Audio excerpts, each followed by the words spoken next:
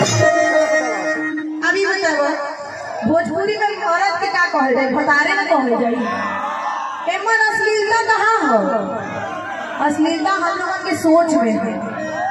बिगड़ी पहन के जो लोग डांस करते हैं उनमें अश्लीलता नहीं है। हम लोग मन भारे मरद भोजपुरिया करल जाए तो अश्लीलता और सलीलता सिखाया जाता है।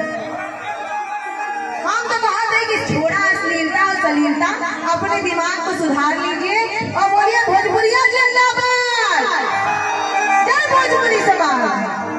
और सारा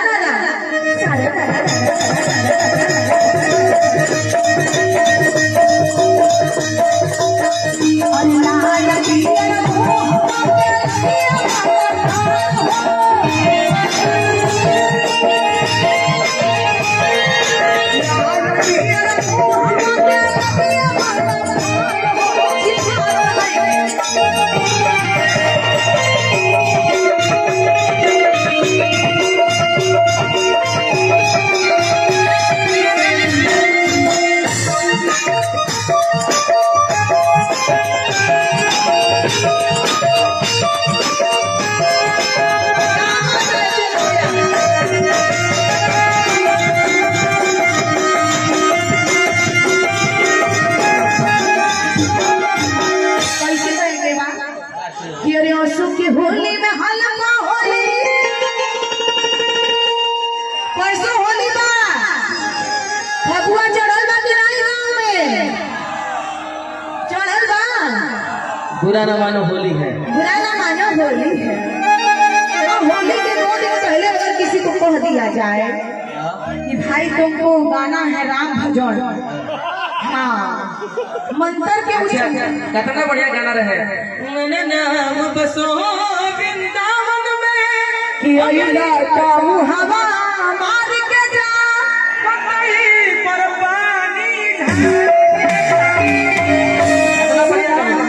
हमरा दुख रोने वाले के भाई बा पता है, काशी की धरती के बारे विंध्याचल महाराज आई रहे हैं मंत्र वंत्र पढ़ के, और जैसे पटैले हैं हमारा विंध्याचल मंदिर में कार्यक्रम भी हो चुका है गुरु जी लोगों का। लेकिन मुझे तकलीफ ये हुआ है, इतना अच्छा भजन गाया उन्होंने। मैंने अपने शंकर भगवान का भजन लगा रखा था, मैं जाऊंगी तो शंकर भगवान का भजन गाऊंगी।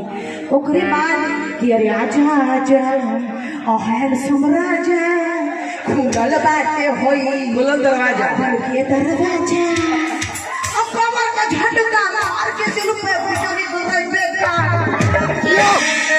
इतना दुख हुआ मुझे, इतना दुख हुआ कि गुरुजी सच में चरण स्पर्श है आप लोगों का। हम लोगों का मंत्र के बाद ये क्या हुआ? पागल बने बेकार मटकी पागल तो नहीं क्या तेरा देह में चिमक लागल छिला। आइए एक बहुत ही बढ़िया कृष्ण भजन में गाती हूँ भैया। आइए, ये मेरा इस साल का रिलीज होली का गीत है जिसमें मैंने राधा जी मथुरा में अकेली है और कैसे कह रही है।